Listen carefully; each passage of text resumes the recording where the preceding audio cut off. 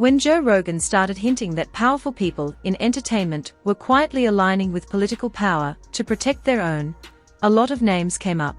But one name kept floating just beneath the surface. It's where Jay-Z's former close friend DeHaven comes in. DeHaven says what people don't understand is that Jay-Z didn't just rise through music and business. He survived because he learned how to play both sides of power early. According to him, Jay-Z's inner circle included people who weren't just executives or lawyers, but fixers. People who knew the federal system inside and out. One of those people, he claims, is Desiree Perez. And it seems Jay could be using Desiree to protect none other than Diddy. And keep in mind, the chick had a plan too. Like, yo, we could do things. And I can guarantee you the conversation with Emery, even when Emery came home and seen, he came home and seen the same thing. Yo, you dealing with her? Who's the chick? Desiree. Oh. Oh, okay, yeah, okay. He came home and had to see it too. Say, yo, what is this? And I can tell you how that conversation probably went. Like, look, man, you don't need to worry about this. You don't need to worry about nothing else ever again. You over here with us now. But what if, yo, she a snitch? Man, that snitch, bro. Them people that's talking about that snitch, we ain't gonna be breathing in the same ear. Them, fuck you, that's what you worried about. Them that don't have nothing sitting home. Where you gonna be if you don't get on this side of town, get on this side? I can see that conversation happening. I can see that conversation happening. According to DeHaven, that's exactly how Jay-Z moved when people around him started catching serious heat. He didn't argue. He didn't fight the system. He aligned with it. That's where the political angle comes in. DeHaven suggests that Jay-Z understood long ago that celebrity protection doesn't come from fans or money. It comes from relationships with people who control investigations, narratives, and outcomes. And once those relationships exist, they don't care about politics the way regular people do. Left, right, MAGA, Democrat, it doesn't matter. Power works with power. Bro, this is what I'm sitting here telling you. This is what will drive you insane. Trying to figure out what. Right. Is it just this? Right. Cause this is all I know. Cause if it ain't that, is that? Is it the snitch? Is it your informant friend? Did they come to you? Did they get you? When did they get you? Right. Is that what you hiding? Is that what it is? Because this don't make no sense. What hurt DeHaven most was what happened after he fought his own case and won. He came home expecting at least a conversation. Instead, Jay-Z cut him off completely. No explanation, no loyalty, just silence. To DeHaven, that silence said everything. He believes Jay-Z couldn't afford to talk to him, couldn't afford loose ends. Once you're operating at a level where federal connections and political protection are involved, even old friends become liabilities. So, when people ask why Jay-Z never seems to be touched while people around him collapse, DeHaven's answer is simple. Jay-Z isn't hiding from the system, he's working with it. Dame Dash also says that pattern is exactly why their relationship finally broke for good. He explains that there was one moment he could never get past, one decision that told him everything he needed to know about Jay-Z's morals. Jay chose to work on a major project with R.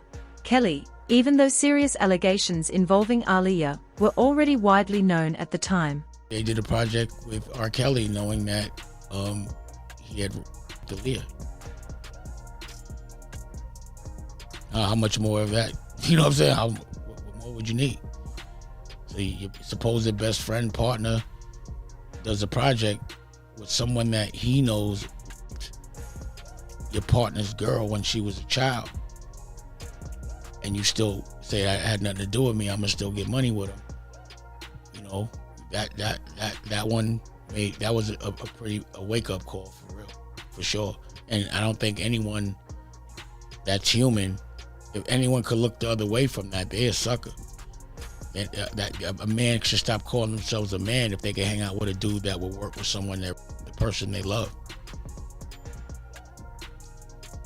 And yeah, I was told by Aaliyah, do not ruffle no feathers, because it's going to bring more awareness to it, and she wanted to move on. So she said, yo, you could be around, but I wouldn't be around the projects, but that record they did together, you know, you could be in the video, actually be in the video because I wasn't gonna go. She told me to go be in the video. She said, just don't be in no scenes or take no pictures with him. And I did that. I respected that. Man, that must have been really, really hard for you. I can't even imagine how tough something like that would be. Well, you know, it wasn't like I was crying about it, and it just made me look at someone that I a different way. And I knew that there wasn't too much more of a future moving forward. You know, I just realized that again, our moral fabric was different.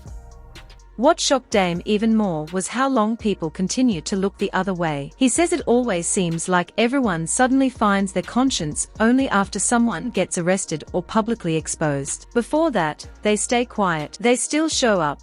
They still do business until it's no longer fashionable. After 30, it's like almost like the devil comes and says, I'm gonna give you 30 years to do what you want, but then it turns out bad. So I was surprised it took so long for something to happen, just based on what I was hearing. I was surprised it took so long for people. Like, it was crazy to me that the only time people say they're not fucking with somebody is when they get busted. But if they know it, they still fucking with them. They just don't fuck with them when it's not in style anymore. So that was more my thing. I was like, y'all know what this, you know, when people were still fucking with it. And I was just like, you know, I felt sorry for humans overall, because it was like, where's the humanity? You know, where's the like personal respect for yourself and morals? Like, you just do what everybody does, and it's still like that. So, like, again, you know, with most of the people that are jammed up right now, people knew it. They just didn't say nothing until everybody else did. See, that's where I get somewhat ostracized, because I say things and call people out before it's fashionable. I call it out as soon as I see it. So you gotta remember, pause, I was beefing with the Weinstein. And damn near everybody else that I don't quit, it turns out that there was a reason for it that was justified.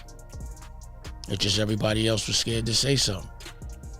Man, that's crazy, man. You know, when you're a futuristic thinker, you can see good things that are gonna happen, and you can see bad things that are gonna happen.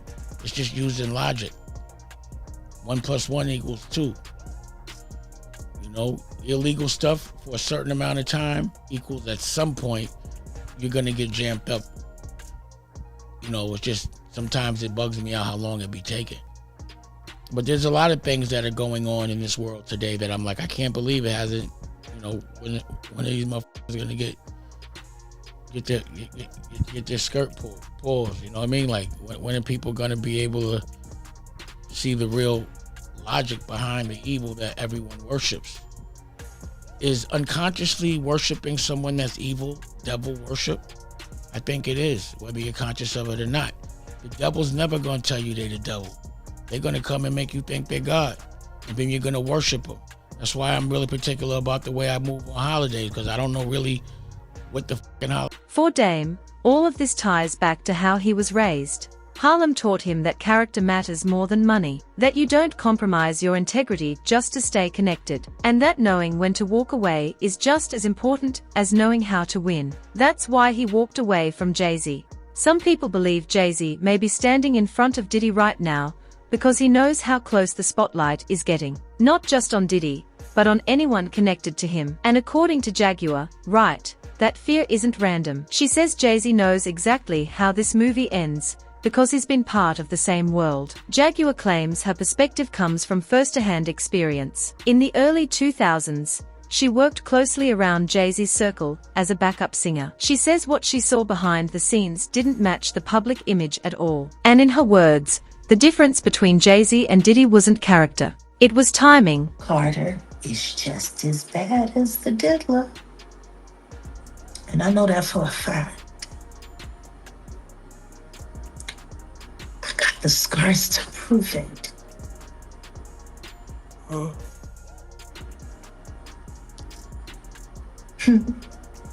So there's been so many people on the internet trying to figure out where you are. They're watching you. They're You know, they're doing all types of stuff trying to figure you You out. want to know what a box cutter feels like going into your skin and ripping you?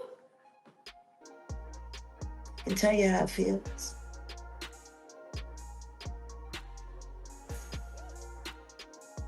Y'all ain't seen yet. That Cassie that's nothing. So are you trying to say like Jay-Z put hands on you? I'm saying Sean Carter remembers everything he did to me and he's got it on tape.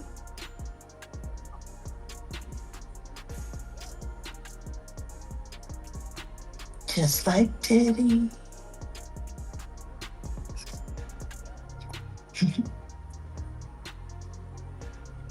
And they're gonna be crazy. It's gonna be the women that get them in the end.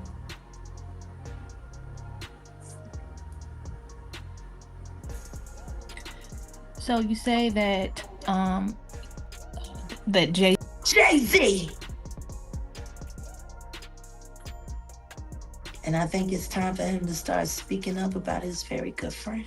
She believes Jay-Z is trying to control how close his name gets to the fallout, not because of loyalty, but because proximity is dangerous when the walls start closing in. From there, Jaguar expands the picture. She questions how certain artists, such as Rihanna, were discovered, managed, and moved through the industry at young ages, often without the same safeguards most parents would demand.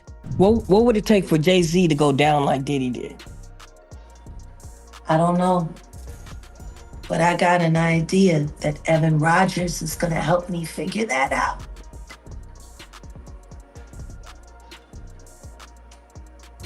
And who is Evan?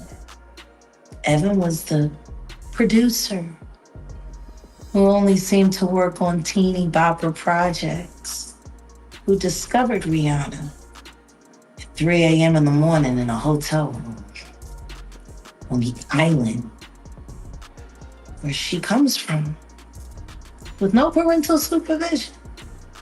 And then she was put on a private plane, a minor, from one country to another, without parental supervision. And she ended up in a boardroom with Mr. Carter, without parental supervision. Y'all got young children. Would you just let your daughter leave and go to a whole other country with some money you don't know? Absolutely not. Doing talent shows at 3 a.m. So you're saying that the rumors are true. There are rumors circulating that Rihanna was actually tracked here. Are you saying that Starting to that's... sound that way, don't it? Because her daddy ain't show up till 24 hours later to pick up a $500,000 check.